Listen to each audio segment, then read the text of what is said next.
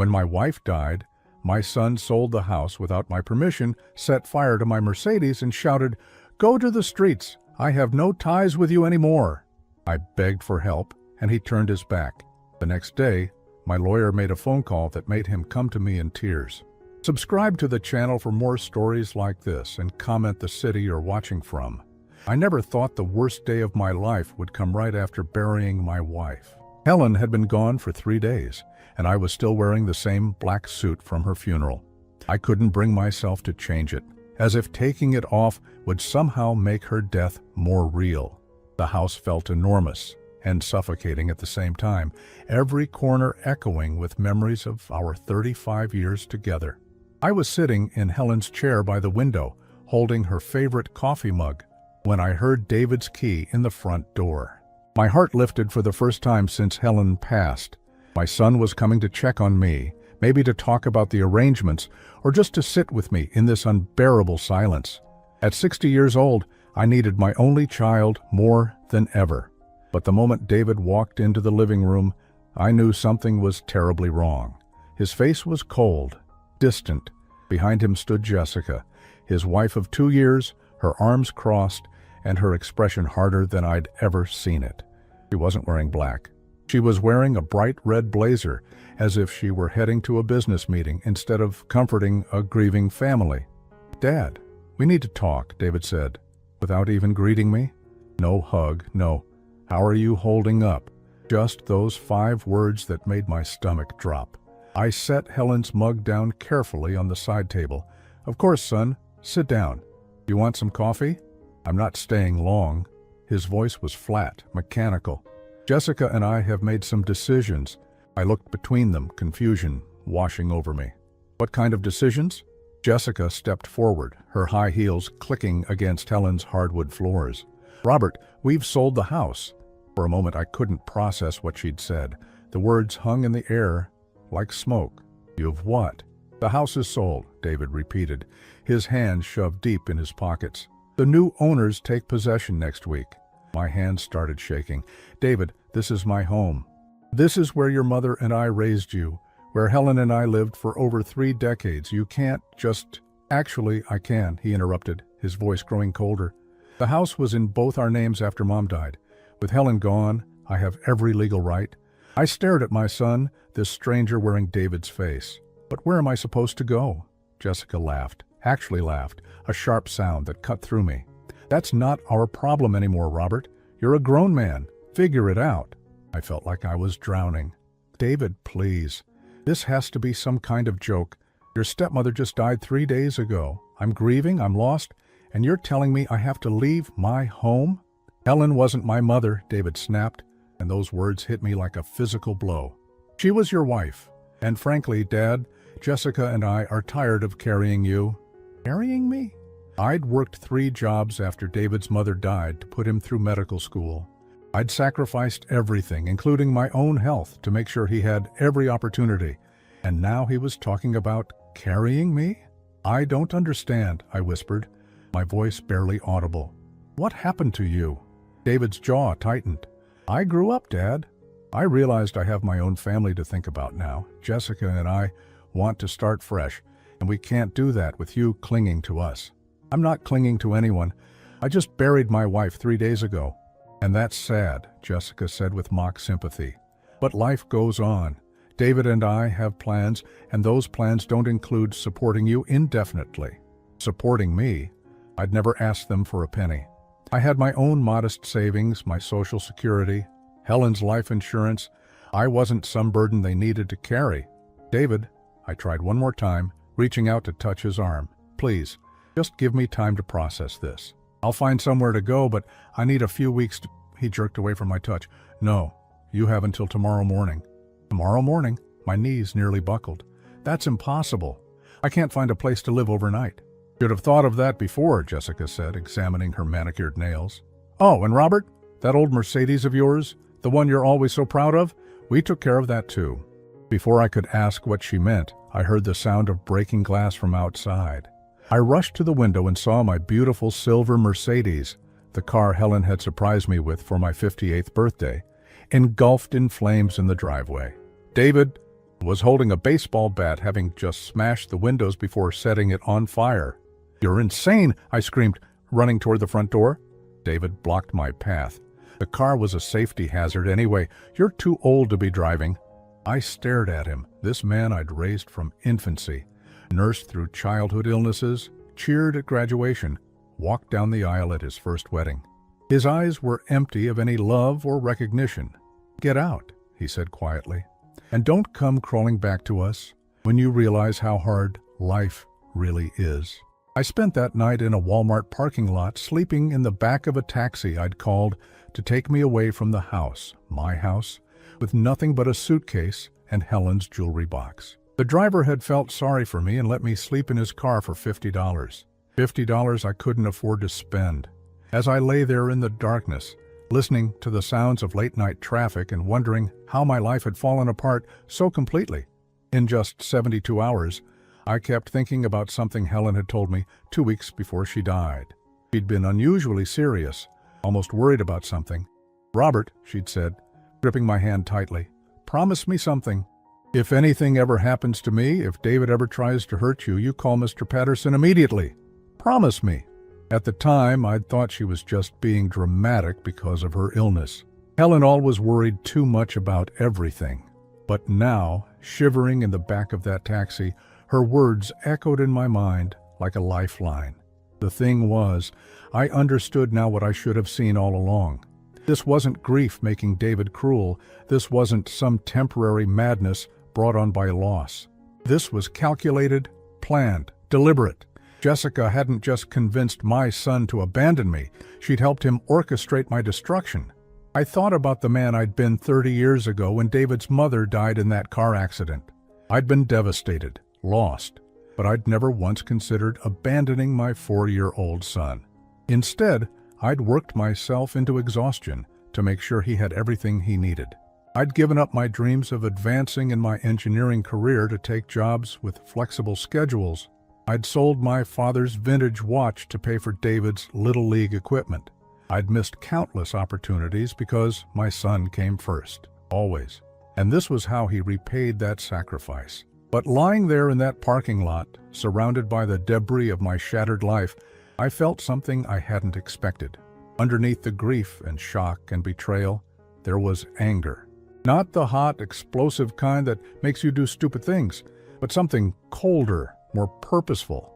Helen had tried to warn me about something. She'd seen this coming and tried to prepare me for it. The woman who'd spent 5 years loving me, caring for me, building a life with me. She'd known my own son was capable of this level of cruelty. Tomorrow, I would find out what Helen had been trying to tell me. Tomorrow, I would discover just how much my beloved wife had known about the son I thought I'd raised to be a good man. The next morning came too soon and not soon enough.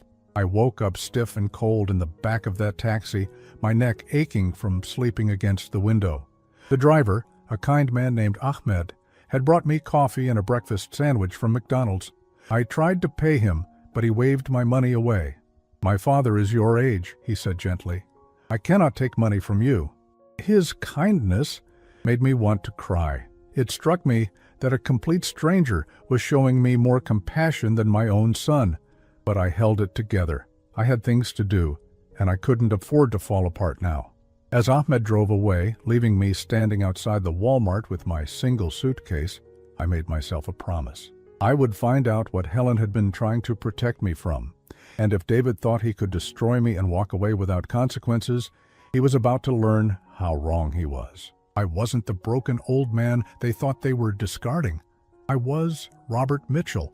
And I had survived worse things than this. I would survive this too. The next morning, I needed to find somewhere to stay, at least temporarily. My first thought was the Riverside Motel on the outskirts of town. Nothing fancy, but clean and affordable.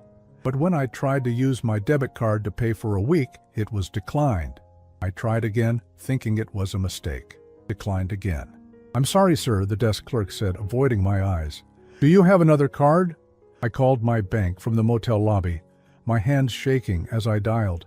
After being transferred 3 times and waiting on hold for 20 minutes, a customer service representative finally explained what had happened. "Mr. Mitchell, your account has been frozen due to suspicious activity.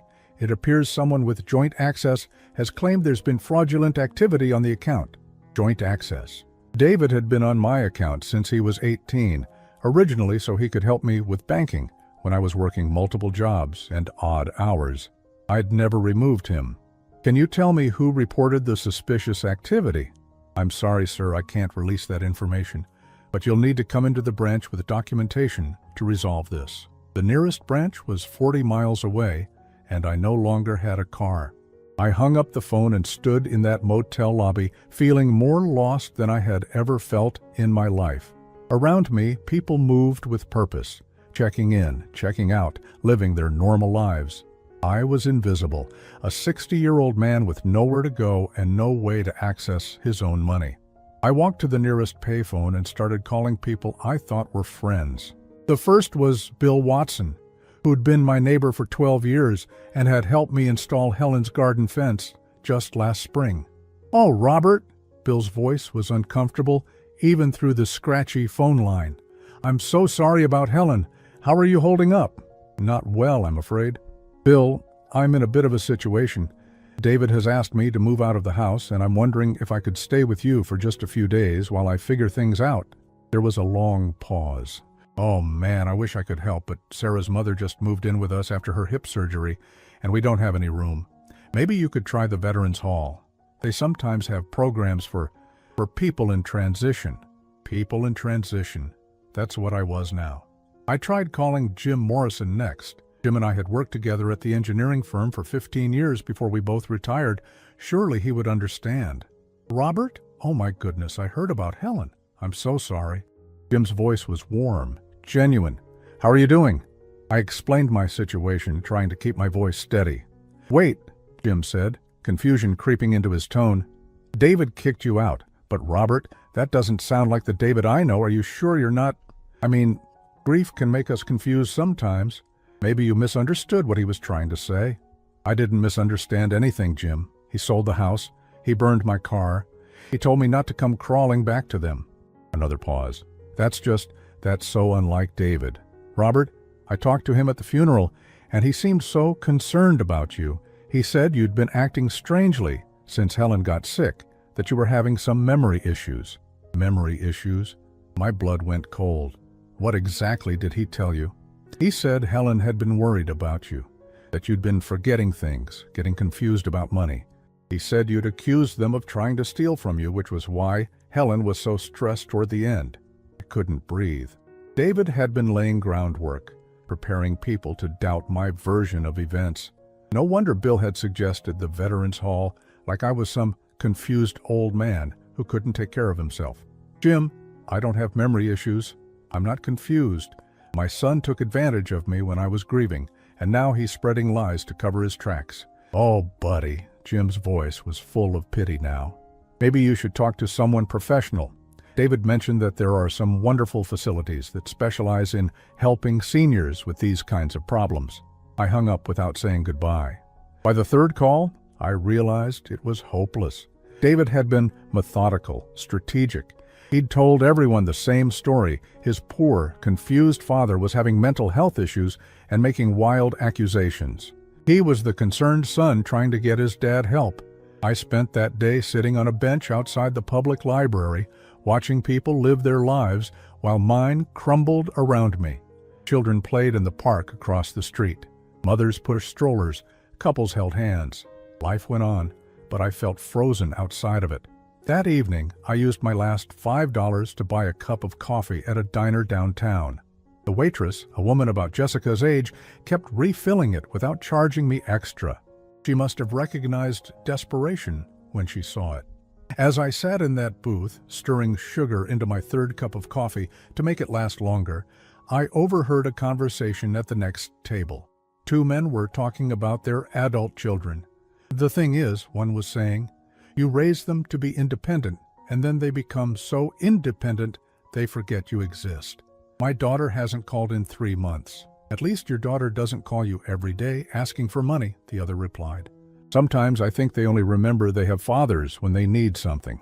I wanted to turn around and tell them how lucky they were to have children who merely neglected them instead of destroying them. But I stayed silent, staring into my coffee, wondering how I'd ended up here.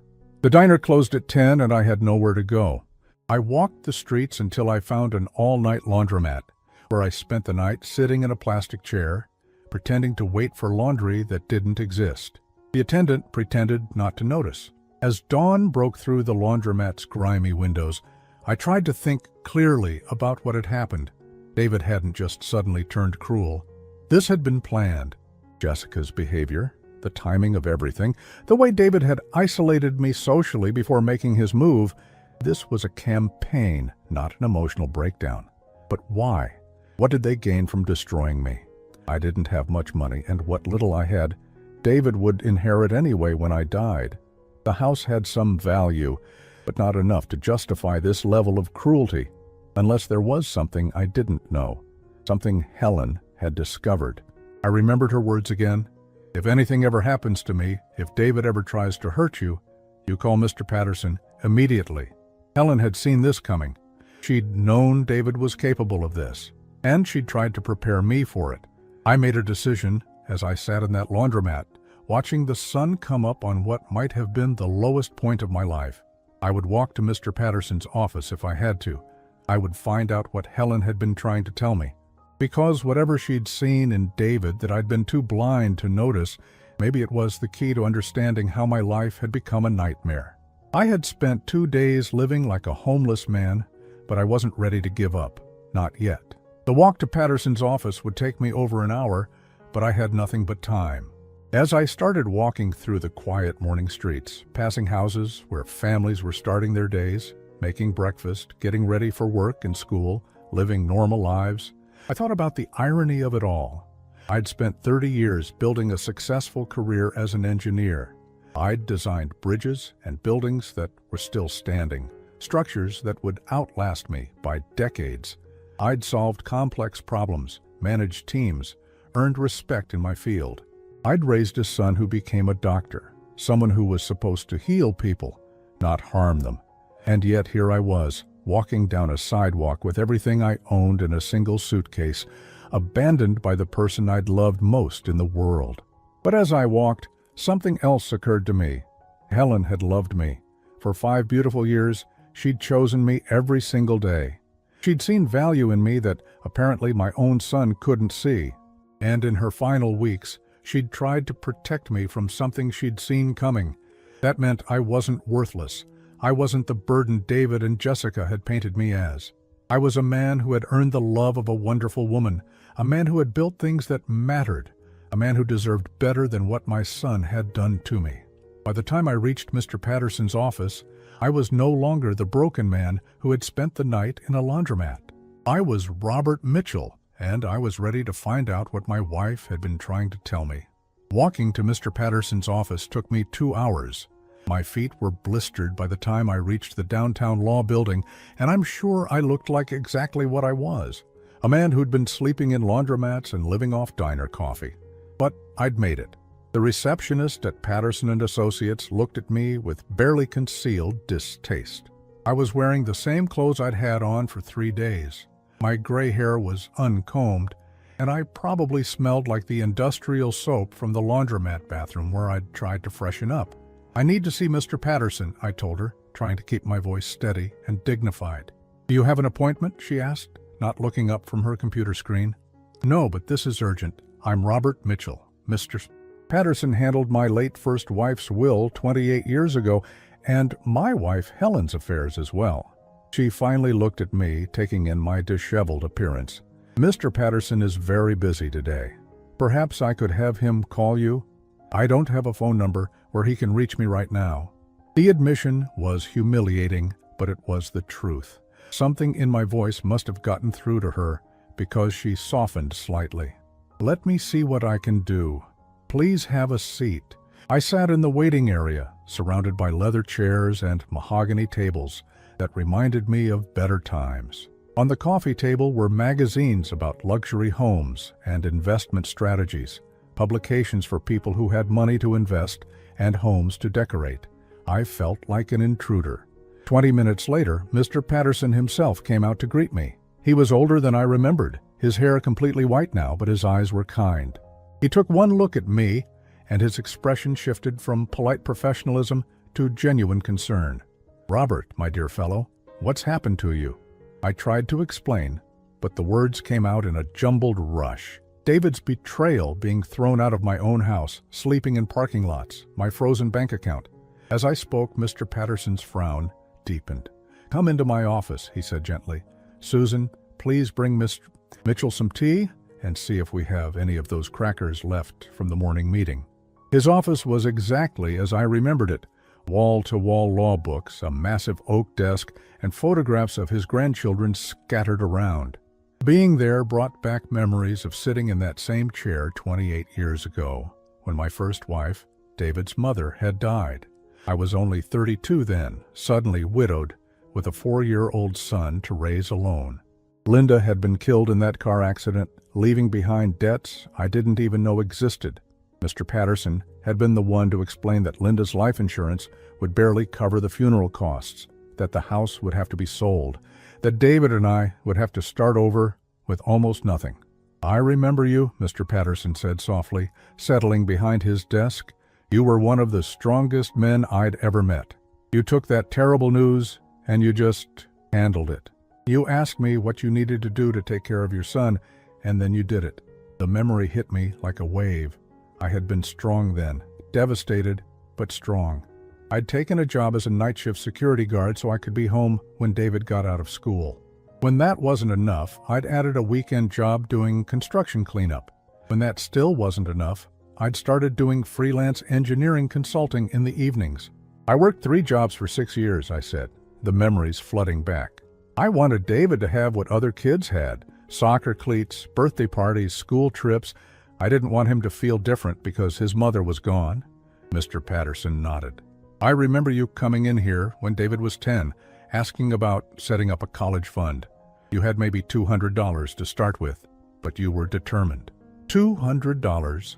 That's all I'd been able to save after working myself to exhaustion for 4 years. But every month after that, I'd brought Mr. Patterson another $50 or $100 to add to David's education fund. Sometimes it was only $25 when money was especially tight. "You sold your grandfather's pocket watch to pay for his SAT prep classes," Mr. Patterson continued, "and when he got into medical school, you took out loans you couldn't afford to help him with living expenses." Oh, I had forgotten he knew about the watch. My grandfather's beautiful gold pocket watch, the only valuable thing my father had left me. I'd held on to it through Linda's death, through all those lean years, telling myself it was David's inheritance. But when he needed money for those expensive test prep courses that would help him get into a good college, I'd sold it without hesitation. "I wanted him to have opportunities," I said quietly. "I didn't want him to struggle the way I had struggled." "And he did well, didn't he? Full scholarship to undergraduate, medical school loans he was able to pay off quickly once he started his practice." David had done brilliantly. Valedictorian of his high school class, summa cum laude in college, top 10% of his medical school class. He'd become a successful cardiologist by age 30, married a nurse named Karen, bought a beautiful house in the best part of town. Everything I dreamed for him. "When did you meet Helen?" Mr. Patterson asked. 12 years ago. David was already established in his practice, married to Karen, starting to talk about having children. I was 48 and had just been laid off from the engineering firm during downsizing. I was taking a pottery class at the community center, just trying to figure out what to do with the rest of my life. Helen had been taking the same pottery class. She was recently retired from teaching, recently divorced, and looking for new interests. We'd sat next to each other at the pottery wheel, laughing at our terrible attempts at making bowls. She had the most wonderful laugh, like music. "Helen saved me," I said, my voice breaking. I had spent 18 years focused entirely on raising David, working, surviving. I didn't know who I was beyond being his father. Helen helped me remember that I was a person with my own dreams and interests. We'd been inseparable from that first pottery class. Helen was financially comfortable from her divorce settlement and teacher's pension. I was living in a small apartment on my unemployment benefits and the modest savings I'd managed to accumulate once David was independent.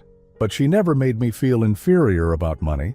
She'd suggest, trips we could afford on my budget, restaurants that fit my price range. When did you marry? 5 years ago. David walked me down the aisle. The memory was bittersweet now. David had seemed genuinely happy for me that day. He'd given a beautiful toast at our small reception, saying how grateful he was that I'd found someone who made me smile the way Helen did. What changed? Mr. Patterson asked. I thought about it carefully. Jessica, David's second wife. He married her 2 years ago after his divorce from Karen, and everything shifted. She never liked me, never made any effort to hide it.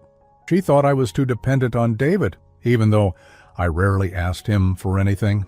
Jessica had made her feelings clear from the beginning. At their engagement party, she'd cornered me in the kitchen and told me point blank that she expected boundaries in their marriage. No more weekly phone calls with David. No more holiday traditions that included me. No more emotional dependency on her husband. She said I was preventing David from becoming fully independent, I continued. She convinced him that I was a burden, that I was holding him back from reaching his full potential. The cruelest part was that I could see her slowly poisoning David against me. Little comments, small suggestions, a gradual erosion of the relationship I'd spent 36 years building. David started canceling our dinner plans, forgetting to call on important days, making excuses about why they couldn't visit Helen and me. And Helen saw what was happening. Helen saw everything. She tried to warn me, but I didn't want to believe it. I kept making excuses for David, thinking that if I just gave him space, if I didn't push, he'd come around. Helen used to get so frustrated with me. I remembered our last real argument, just 3 weeks before Helen got sick. She'd begged me to stop defending David's increasingly distant behavior. Robert, he's not the same person anymore, Helen had said. That woman is changing him, and not for the better. You need to protect yourself. But I'd been stubborn, convinced that a father's love could overcome anything. I'd been wrong. Tell me exactly what Helen said about calling me if something happened, Mr. Patterson said, leaning forward. I closed my eyes, trying to remember her exact words. She said, if anything ever happens to me, if David ever tries to hurt you, you call Mr. Patterson immediately. She was very serious about it, almost scared. Mr. Patterson was quiet for a long moment, studying his hands. Finally, he looked up at me with an expression I couldn't read. Robert, I need to ask you some questions, and I need you to think very carefully about your answers. Something in his tone made my pulse quicken. What kind of questions? Did David ever ask you about your financial situation after he married Jessica? About savings accounts, investments, any assets you might have? I frowned, thinking back. A few times. He said Jessica was helping him plan for their future, and they were curious about what kind of inheritance they might expect someday. I told him the truth, that I didn't have much beyond Social Security and Helen's teacher's pension when she passed. Did he seem to believe that? I thought so, but now I paused, remembering some odd conversations. There were times when Jessica would make comments about how I must have saved more money than I was letting on. She said it wasn't normal for someone who'd worked as long as I had to have so little put away. Mr. Patterson made a note on his legal pad. Did Helen ever mention anything about updating her will or estate planning? Not directly. She said once that she wanted to make sure I'd be taken care of if anything happened to her. We never talked about details. I paused, remembering something. Although in her last few weeks she did mention wanting to take care of some important paperwork. Yes, I thought she meant medical bills or insurance forms. Robert, I need to tell you something that might be difficult to hear. Mr. Patterson's tone made my stomach clench. Helen came to see me 6 months ago. She was very concerned about some things she'd observed regarding David and Jessica. 6 months ago. That would have been right around the time Jessica had started making her comments about boundaries and emotional dependency. What kind of things? She said David had been asking questions about your finances, about whether you had any assets he didn't know about. She said Jessica had been pressuring him to find out what kind of inheritance you might leave him someday. The words hit me like a physical blow. That's impossible. I don't have any inheritance to leave. David knows that. Helen was concerned that David might not know that. She said Jessica had convinced him that you'd been hiding money from him, that you were being secretive about your finances. I felt sick. I've never hidden anything from David. When I was working 3 jobs to support us, he saw every bill, every bank statement. He knew exactly how little we had. Helen also said that Jessica had been researching elder law, specifically looking into filial responsibility laws and guardianship procedures. I don't understand what that means. Mr. Patterson leaned back in his chair, choosing his words carefully. Filial responsibility laws require adult children to provide financial support for indigent parents in certain circumstances. Guardianship procedures allow adult children to take legal control of a parent's finances if they can prove the parent is mentally incompetent. The room started spinning. You think Jessica was planning to have me declared incompetent? Helen was worried about that possibility. She said Jessica had been asking David about your mental state, encouraging him to document any signs of confusion or forgetfulness on your part. I thought about Jim's comment on the phone, about David telling people I was having memory issues. The groundwork had been laid months ago. But that doesn't make sense, I said desperately. I don't have any money for them to control. There's nothing to gain by having me declared incompetent. Mr. Patterson opened another folder. Helen disagreed. She believed there might be assets you weren't aware of. What kind of assets? Robert, do you remember your first wife's life insurance policy? Of course. It barely covered her funeral costs. There was nothing left over. That's correct. But do you remember the workers' compensation settlement from her car accident? I frowned. Oh, there wasn't any settlement. The lawyer said the other driver had no insurance, that there was nothing to recover. Mr. Patterson was quiet for a moment. Robert, I need to show you something, but I want you to prepare yourself. This information may be upsetting. Mr. Patterson pulled out a thick stack of documents and spread them across his desk. These are legal papers related to your late wife's death. Helen asked me to research the case after David started asking questions about family finances. I stared at the papers, trying to make sense of the legal language. I don't understand what I'm looking at. The other driver in Linda's accident did have insurance. The insurance company fought the claim initially, which is why your original lawyer told you there was nothing to recover. But 3 years later, after an appeal, there was a substantial settlement paid out. My hands started shaking, but I never saw any money from a settlement. That's because the settlement was paid into a trust fund for David's education per the instructions of the lawyer who was handling your case at the time. The lawyer believed you were too emotionally devastated to make sound financial decisions, so he structured it as a trust that would mature when David reached 30. I felt like I couldn't breathe. How much money? The initial settlement was $180,000. With interest and investment returns over the past 28 years, the trust fund is now worth approximately $450,000. $450,000. Money that had existed all along, money that could have made those years of working 3 jobs unnecessary, money that could have paid for David's college without me selling my grandfather's watch or taking out loans I couldn't afford. Where is this money now? I whispered. That's the complicated part. The trust was set up to transfer to David when he turned 30, which happened 5 years ago. However, there was a clause that if David predeceased you, the money would return to your estate. Additionally, if David ever attempted to harm you financially or emotionally, the trust included provisions for you to reclaim the funds. I stared at him. I don't understand. The lawyer who set up the trust was concerned about creating a situation where David might view you as financially expendable once he inherited the money. He built in protections. What kind of protections? Mr. Patterson pulled out another document. If David ever attempted to have you declared incompetent, if he ever tried to control your finances through legal means, if he ever abandoned his filial responsibilities toward you, the trust would automatically revert to you. The room was spinning. You're telling me that David has been sitting on $450,000 that was meant for his education, money that came from his mother's death? Yes, and Helen believed that Jessica had discovered the trust and was planning to ensure David never triggered the reversion clauses. The easiest way to do that would be to maintain control over you while keeping you financially dependent, by having me declared incompetent. Exactly. If you were declared incompetent, David could control your finances without it being considered abandonment. He could keep the trust money while also having access to whatever resources you did have. I felt nauseous. But I don't have any resources. There's nothing for him to control. Mr. Patterson looked at me seriously.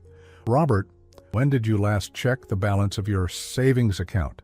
Before Helen died, I had about $12,000. It wasn't much, but it was something. He handed me another piece of paper. According to the bank records Helen requested before her death, your account balance was actually $58,000. I stared at the number, not comprehending. That's impossible. Helen had been quietly adding money to your account for 2 years. She wanted to make sure you would be financially secure if something happened to her, but she didn't want to hurt your pride by telling you. Tears started flowing down my cheeks. Helen had been taking care of me, protecting me, even when I didn't know I needed protection. There's more, Mr. Patterson said gently. Helen suspected that David knew about her contributions to your account. She believed that's why he was so eager to gain control of your finances. So when he froze my account, he gained access to nearly $60,000 that he probably thought you didn't know you had. The betrayal was complete. Not only had David stolen my present, but he'd been hiding money from my past that could have changed everything.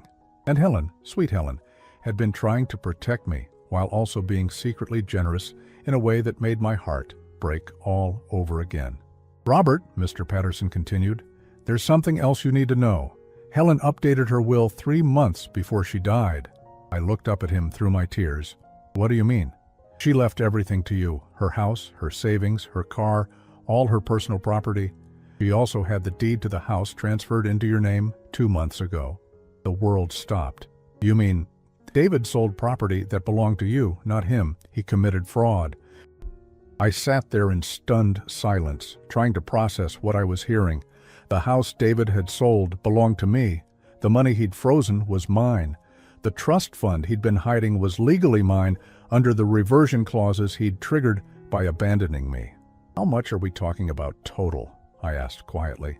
Mr. Patterson consulted his notes. The trust fund reversion, approximately $450,000. Your savings account that Helen had been contributing to, $58,000. The house that was illegally sold, market value around $185,000. Plus damages for elder abuse and fraud. He paused. I'd estimate the total at around $750,000. $750,000. I went from being a homeless man with nothing to being worth $750,000 in the span of a single conversation. What can I do? I asked, my voice barely a whisper. Mr. Patterson looked at his watch. Helen made me promise that if anything happened to her, if David ever mistreated you, I would take immediate action to protect you. She updated her own will 3 months ago with very specific instructions. What kind of instructions? He reached for his phone. The kind that are going to make David very sorry he underestimated both you and his stepmother.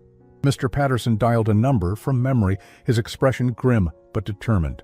I sat in the leather chair across from his desk, still reeling from everything he'd told me. David Mitchell's office, a receptionist answered. I could hear her voice through the phone speaker. This is Richard Patterson from Patterson and Associates. I need to speak with Dr. Mitchell immediately regarding his stepmother's estate and certain trust arrangements. I'm sorry, but Dr. Mitchell is with a patient. Can I take a message? Tell him it's about Helen Mitchell's will and the Linda Mitchell Memorial Trust. Tell him it's urgent and cannot wait.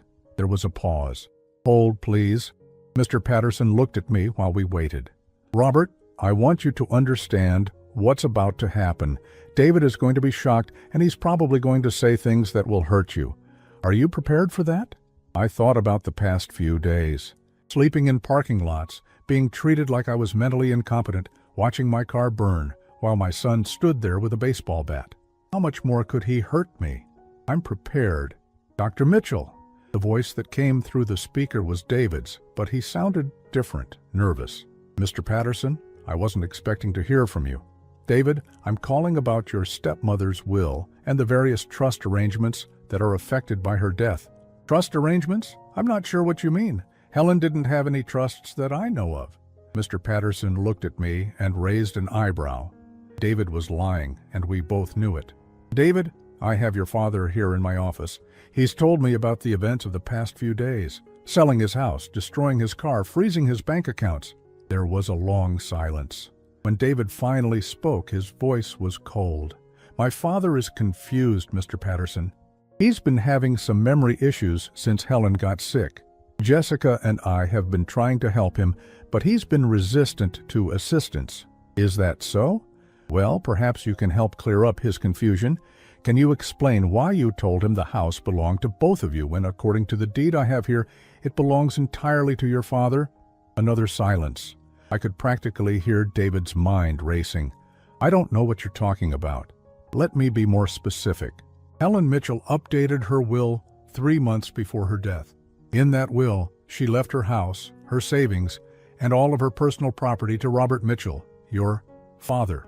The deed to the house was transferred into your father's name 2 months ago. You sold property that didn't belong to you, David.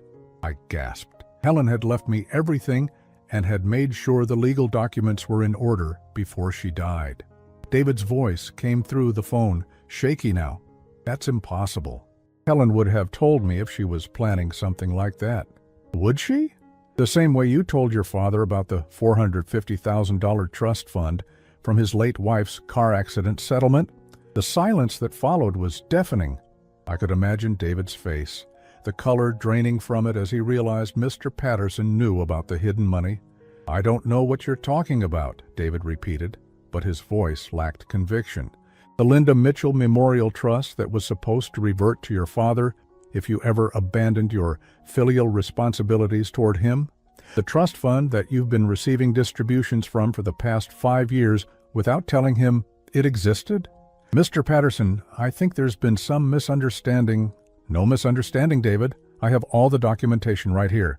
The original trust agreement, the distribution records, the reversion clauses that you've just triggered by your actions toward your father. I watched Mr. Patterson's face as he delivered what I sensed was the final blow. I also have documentation of your wife's research into guardianship proceedings and filial responsibility laws. Did you really think Helen didn't notice Jessica asking all those questions about your father's mental state? David's breathing was audible through the phone now. This is insane. You're making things up. Am I? Then perhaps you can explain why your father's bank account, which contained nearly $60,000 in savings that Helen had contributed over the past 2 years, was frozen within hours of Helen's death, or why you immediately moved to sell property that you knew belonged to your father. He's my father. I was trying to help him. By making him homeless, by destroying his car, by cutting off his access to his own money. Mr. Patterson's voice was rising. David, what you've done isn't helping. It's elder abuse, and it's fraud. The words hung in the air like a blade. Elder abuse, fraud, criminal charges. You can't prove any of this, David said, but he sounded desperate now. Actually, I can. I have Helen's documentation of your wife's activities. I have bank records showing the suspicious timing of the account freeze. I have witness statements about your behavior toward your father. And most importantly, I have the legal documents that show you've been stealing from your father for years. Stealing? I never stole anything. You've been receiving distributions from a trust fund that was meant to provide for your father's security in his later years. You never told him the money existed, and you've used his ignorance to justify treating him as a financial burden. That's theft, David. I could hear voices in the background on David's end of the call. Someone was talking to him urgently. Mr. Patterson, David's voice was different now, smaller. What do you want? What I want is irrelevant. What your father is entitled to is everything. The house you sold illegally will need to be bought back at fair market value. The money you've stolen from his accounts will need to be returned immediately.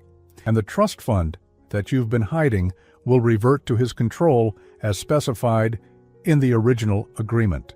How much are we talking about? Mr. Patterson looked at me and I nodded. I wanted to hear the number that represented my son's betrayal. Approximately $550,000, plus damages for the illegal sale of his house, plus compensation for elder abuse. I'd estimate the total at around $800,000. The sound that came through the phone was somewhere between a gasp and a sob. "I don't have that kind of money," David's voice cracked through the phone. "Then you'll need to find it, because the alternative is criminal charges for elder abuse, fraud, and theft. I'm sure the medical board would be very interested in a doctor who steals from his elderly father. This is blackmail. No, David, this is consequences. You had a choice to make when Helen died. You could have supported your father, honored the man who sacrificed everything for you. Instead, you chose to victimize him. Now you get to live with the results of that choice." There was a long pause. When David spoke again, his voice was broken. Can I talk to my father?" Mr. Patterson looked at me questioningly. I thought about it for a long moment. 3 days ago, I would have taken any opportunity to hear my son's voice, to hope for reconciliation. But that man had died in a Walmart parking lot. The man sitting in this lawyer's office was someone different. "No," I said clearly, loud enough for David to hear through the phone. He made his choice when he told me not to come crawling back to him. "I'm not crawling, David. I'm standing up. Dad, please. You have 48 hours to arrange for the return of all funds and property," Mr. Patterson interrupted. "After that, we file criminal charges. This conversation is over." He hung up the phone and looked at me with something like admiration. "How do you feel?" he asked. I thought about it carefully. For the first time in days, I wasn't afraid. I wasn't ashamed. I wasn't confused or desperate or lost. "I feel like Helen would be proud of me." Mr. Patterson smiled. "I know she would be." My phone, which I'd turned off to save battery, buzzed to life as Mr. Patterson's assistant returned it to me, along with a charger she'd found. Immediately, messages started flooding in.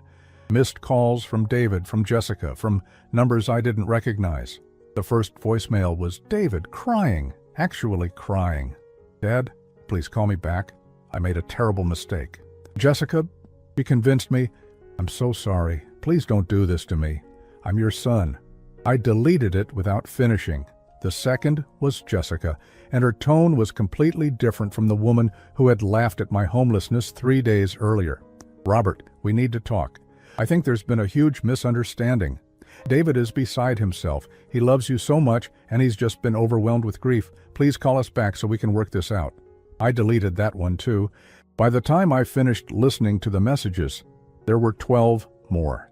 David begging, Jessica alternating between false sweetness and barely controlled panic, even some numbers I didn't recognize, probably relatives Jessica was calling to pressure me. But the most interesting call came 2 hours later, while I was sitting in a hotel room that Mr. Patterson's firm had paid for while we waited for David's response. It was David again, but this time he wasn't begging. He was angry.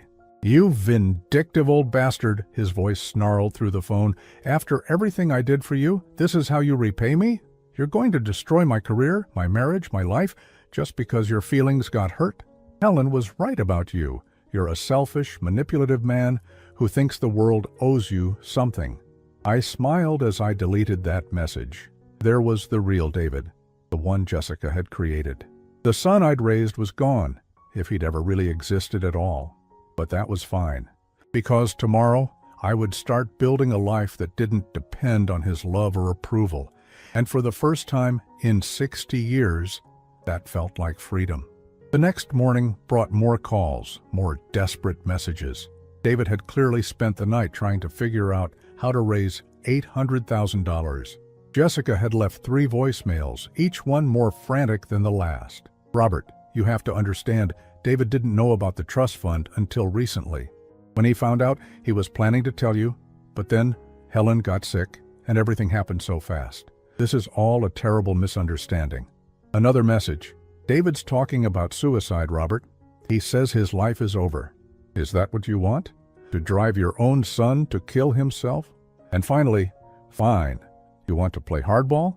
David has friends at the hospital who will testify that you've been showing signs of dementia for months. We'll have you declared incompetent and take control of everything legally. You think you've won, but this is far from over." I played that last message for Mr. Patterson when he called to check on me. "Excellent," he said. "He just made several criminal threats on a recorded line. That should help our case considerably." That afternoon, I received a call from someone I hadn't expected to hear from. Karen, David's first wife. Robert, it's Karen? I heard about what happened with David and Helen. I'm so sorry for your loss, and I'm sorry about everything else. Karen had been a good woman, a dedicated nurse who genuinely cared about people. Her marriage to David had ended 2 years ago, ostensibly because they'd grown apart, but I'd always suspected there was more to the story. Thank you, Karen. That means a lot. Robert, I need to tell you something.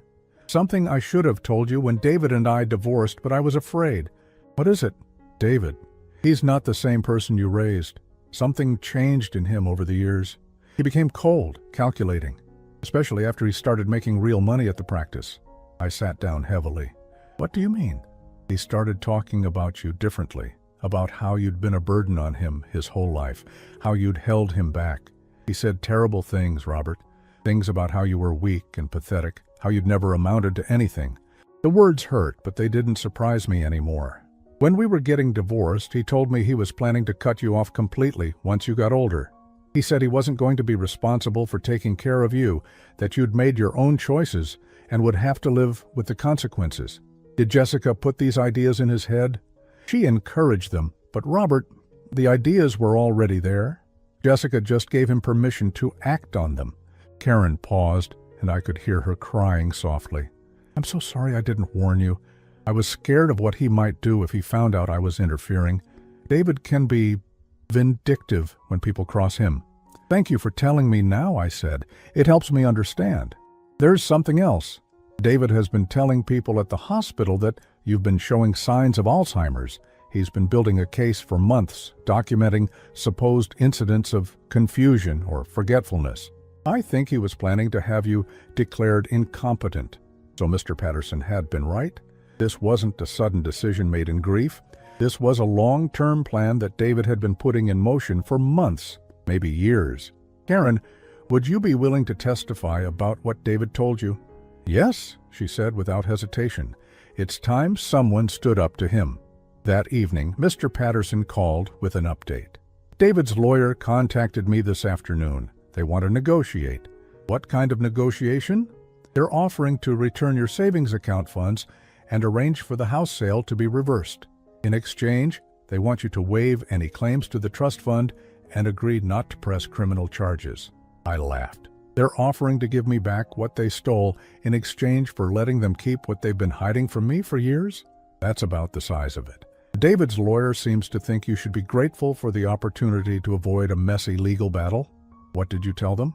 I told them they have until tomorrow at 5 p.m. to arrange for full restitution, or we file both civil and criminal charges. No negotiation, no compromise. And if they don't comply, then David Mitchell is going to discover that actions have consequences, regardless of what his wife told him. That night, I lay in the hotel bed thinking about the man I'd been just a week ago. That man had been desperate for his son's love and approval, willing to accept any scraps of affection David might throw his way. He'd been afraid of being alone, afraid of being abandoned, afraid of not being good enough. That man was gone. In his place was someone I was just beginning to get to know, someone who didn't need to apologize for taking up space in the world. Someone who deserved respect and dignity, not because of what he'd done for others, but simply because he was human. I thought about Helen, about how she'd loved me not for what I could do for her, but for who I was. She'd seen value in me that I'd forgotten existed, and in her final act of love, she'd given me the tools to reclaim that value. My phone rang at exactly 4:47 p.m. the next day. Mr. Patterson's voice was calm but satisfied. Robert, I have good news. David's lawyer just called. They're agreeing to full restitution. All of it? Every penny. The trust fund, your savings account, fair market value for the house, plus damages. They'll also be making a substantial contribution to elder abuse prevention programs as part of the settlement. What changed their minds? David's medical license hearing got moved up. The medical board is very concerned about doctors who abuse elderly family members. His lawyer realized that if this goes to court, David won't just lose money, he'll lose his career. I felt a moment of sadness for the little boy I'd raised, the one who dreamed of being a doctor to help people. But that little boy had grown up to be a man who hurt people instead. Sometimes the consequences of our choices are exactly what we deserve. "There's one more thing," Mr. Patterson continued. "David wants to meet with you. He says he needs to explain himself to try to make you understand why he did what he did." I thought about it for a long moment. "No," I said finally. "I don't need his explanations. I understand perfectly why he did what he did. He thought he could get away with it." "Are you sure? This might be your only chance to..." "To what? To let him manipulate me one more time? To give him the opportunity to make me doubt myself again?" I shook my head even though he couldn't see me. "No, Richard. I'm done being David's father. It's time for me to figure out who Robert Mitchell is when he's not trying to earn someone else's love." And for the first time since Helen died, that prospect didn't scare me. It excited me. 6 months later, I stood in the kitchen of my new home, making coffee in the quiet morning light. It was a smaller house than the one Helen and I had shared, but it was mine. Every deed, every mortgage payment, every decision about paint colors and furniture placement, all mine. The house Helen had left me was sold to pay for this one, with enough left over to ensure I'd never have to worry about money again. The trust fund David had hidden from me was back under my control. My savings account, now properly managed, had grown beyond anything I'd ever imagined possible. But the money wasn't the real victory. The real victory was the silence. David had tried everything in those first few weeks. After the angry voicemail where he'd shown his true colors, he'd switched tactics. Flowers appeared at my hotel room, expensive arrangements with cards begging for forgiveness. When I didn't respond, he started showing up at places he thought I might be. The grocery store, the library, even Helen's grave. I'd gotten a restraining order. Jessica had tried a different approach. She'd called Mr. Patterson's office repeatedly, claiming David was having a nervous breakdown, that he was talking about suicide, that I was destroying an innocent man who'd just made a mistake in his grief. When that didn't work, she tried reaching out to Helen's sister in Oregon, spinning a story about a confused elderly man being manipulated by an unscrupulous lawyer. Helen's sister had called me directly. "Helen told me all about David and that wife of his months before she died," she said. "She was so worried about what they might do to you. I'm glad you're fighting back." The legal process had been swift once David realized the evidence against him was overwhelming. Rather than face criminal charges and the destruction of his medical career, he'd agreed to full restitution. The house sale was reversed, my money was returned with interest, and the trust fund was transferred to my control. He'd also agreed to a no-contact order. For 2 years, David was legally prohibited from contacting me in any way. After that, any relationship we might have would be entirely on my terms. I'd thought I would feel guilty about that. I'd raised him to be better than the man he'd become, and part of me felt responsible for his failures. But Helen had left me one final gift that helped me understand the difference between love and enabling. In her personal papers, which Mr. Patterson had given me along with the legal documents, I'd found letters she'd written but never sent.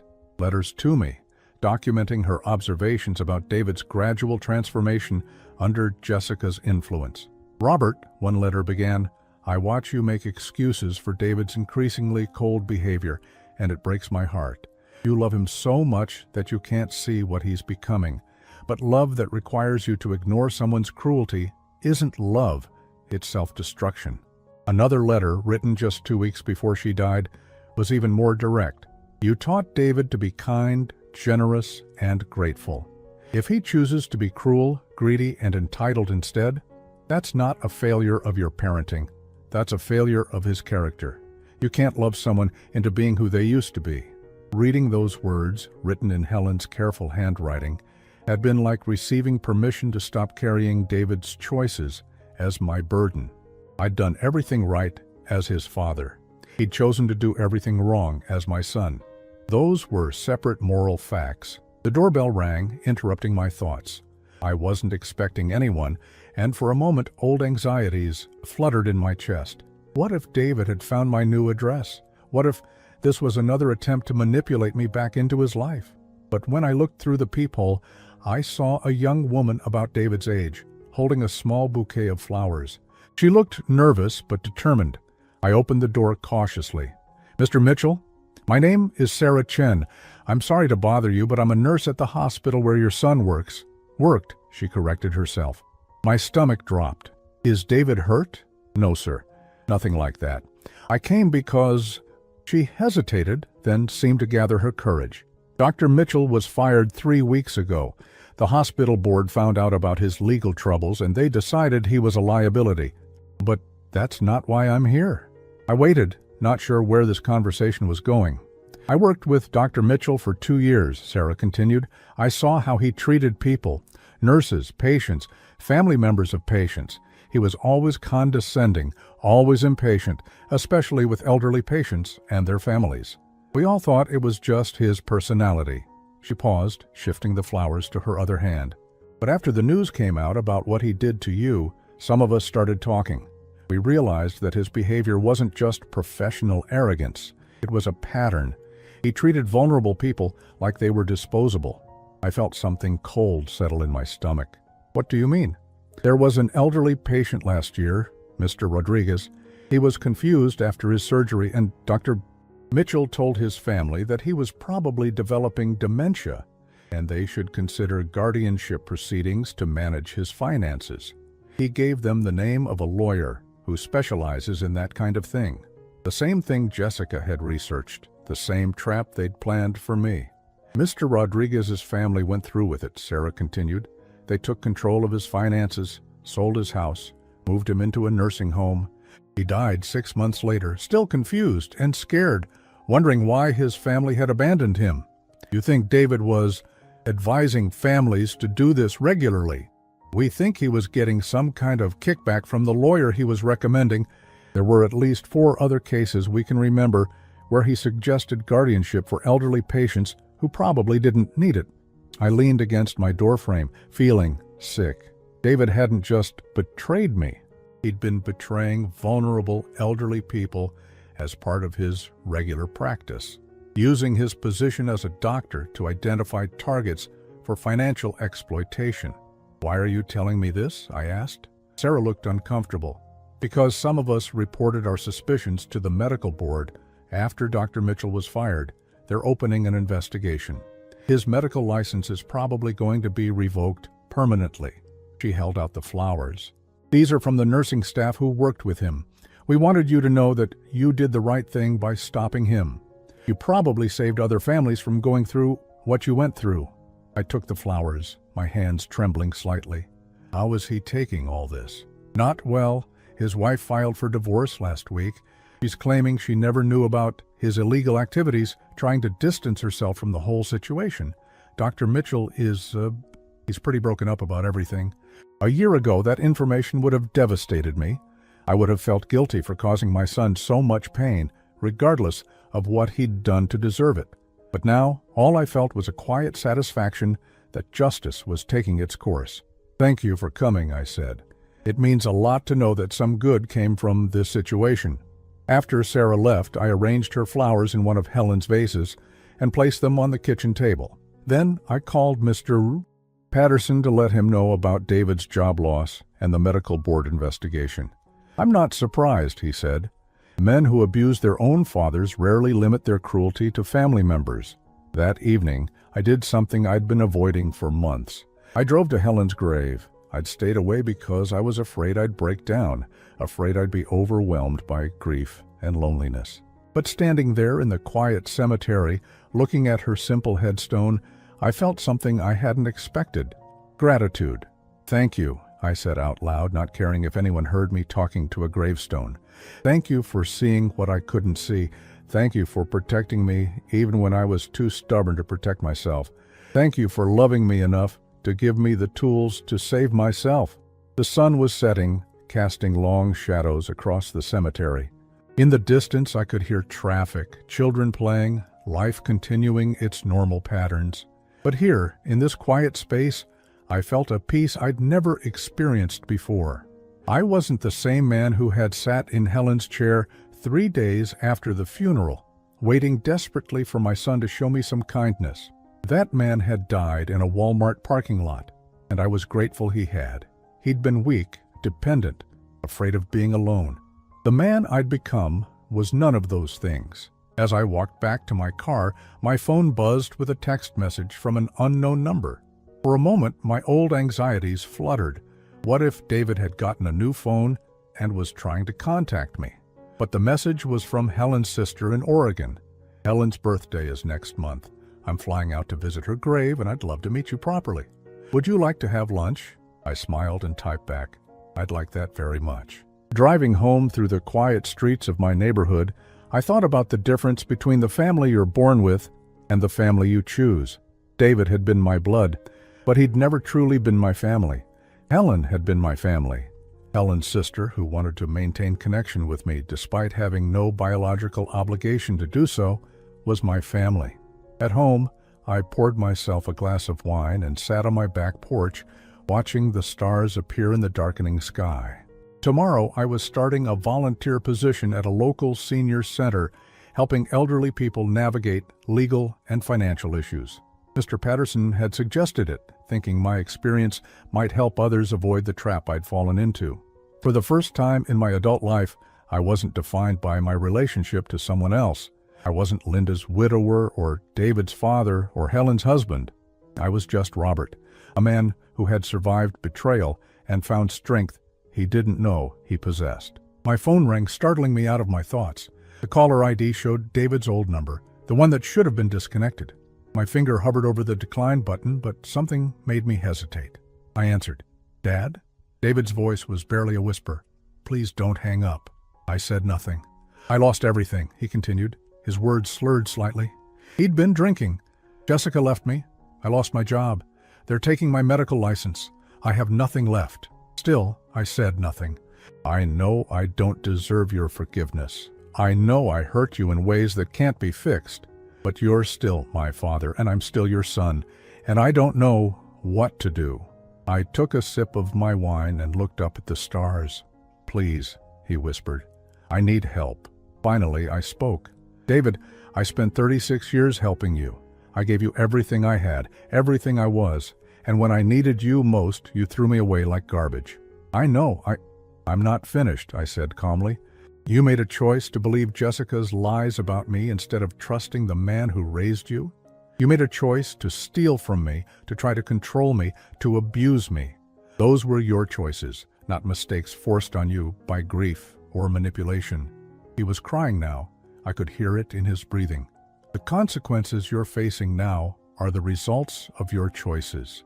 Not my revenge, not unfair punishment, but natural consequences. And just like you had the right to choose how to treat me, I have the right to choose how to respond to that treatment." "What does that mean?" he asked, though I think he already knew. "It means you're not my son anymore. You gave up that relationship when you decided I was disposable. It means that if you need help, you'll need to find it somewhere else, because I'm no longer available to be used by you. Dad, please." "Goodbye, David." I hung up and immediately blocked his number. Then I sat back in my chair, finished my wine, and watched the stars until it was time to go inside to my own house, my own bed, my own life. For the first time in 60 years, I was completely, peacefully alone, and it was perfect.